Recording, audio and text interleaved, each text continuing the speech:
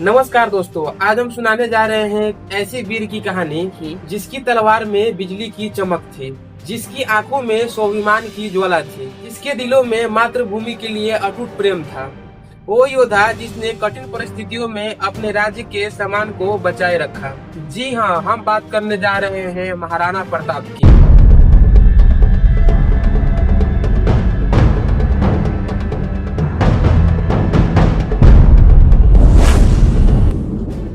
मेवाड़ के अमर योद्धा और भारत की स्वाभिमान की बड़ी मिसाल।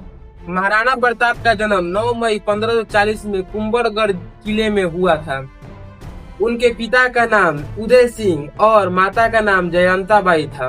महाराणा प्रताप बचपन से ही साहसी, तेज और दृढ़ निश्चय वाले थे। जब छोटे बच्चे खिलौने से खेलते थे तब महाराणा प्रताप लकड़ी की तलवार से युद्ध कला का अभ्यास करते थे। इतिहासकार गोपी शर्मा के अनुसार महाराणा प्रताप की लंबाई 7 फीट 5 इंच थी और वह 80 किलो का भाला और 200 किलो का कवच पहनकर युद्ध कर सकते थे। उनके घोड़े का नाम था चेतक, लेकिन वह आगे चलकर वीरता का प्रतीक बन गया। उनके युवा अवस्था में ही भारत की राजनीति पूरी तरह बदल रही थी। दूसरी तरफ दिल्ली के सिंहासन पर अकबर बैठ चुका था।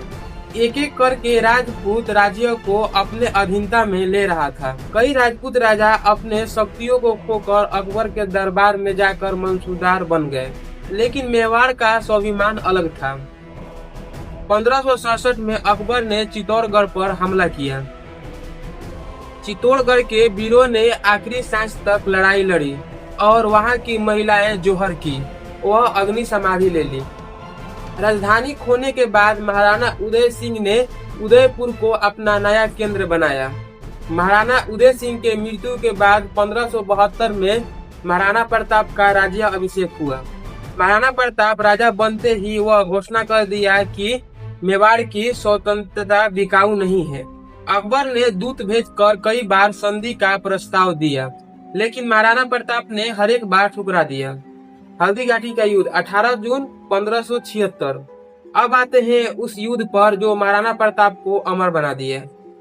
अकबर ने महाराणा प्रताप को झुकाने के लिए वह मान सिंह को भेजा।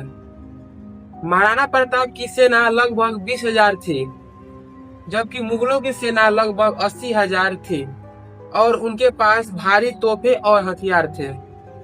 18 जून 1576 में पीली मिट्टी के हल्दी घाटी युद्ध में दोनों सेनाएं आमने सामने थी।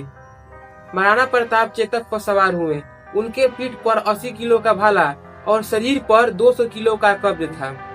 युद्ध शुरू होते ही महाराणा प्रताप अपने दुश्मनों की पंक्तियां चीर डाली और सीधे मान सिंह की तरफ बढ़े और उन्होंने अपने भाला को घुमाते हुए मान सिंह की तरफ फेंका और वह भाला जाकर हाथी के सिर पर लगा।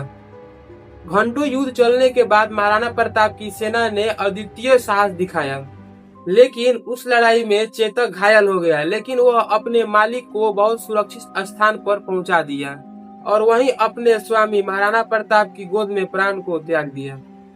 और दोस्तों, सबसे पहले यहाँ एक और भ्रम दूर करना जरूरी है। दोस्तों, कई जगह ये भी पढ़ाया जाता है कि महाराणा प्रताप हल्दी घाटी का युद्ध हार गए थे, लेकिन यह सच नहीं है। इतिहासकार गोपीनाथ शर्मा और जगदीश सिंह और A.L. श्रीवास्तव के किताब में स्पष्ट बताया गया है, हल्दी घाटी का युद्ध निर्णायक नहीं था। मुगल सेनापति मान सिंह न महाराणा प्रताप को पकड़ सके न मार सके।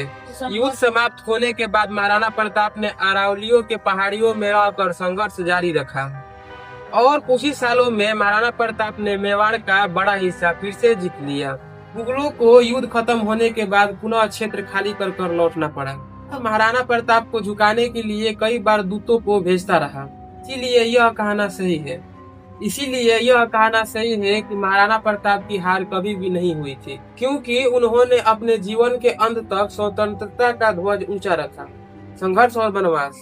हल्दी घाटी के युद्ध के बाद महाराणा प्रताप ने जंगलों और पहाड़ों में रहकर अपना युद्ध जारी रखा और वह अपने सेना के साथ गुरिल्ला युद्ध करते और मुगलों को ठिकानों को अचानक नष्ट कर देते और उनके परिवार ने भी भूख और गरीबी झेल। इतिहास में दर्ज है कि एक बार आटे की जगह घास को पीसकर रोटी बनानी पड़ी।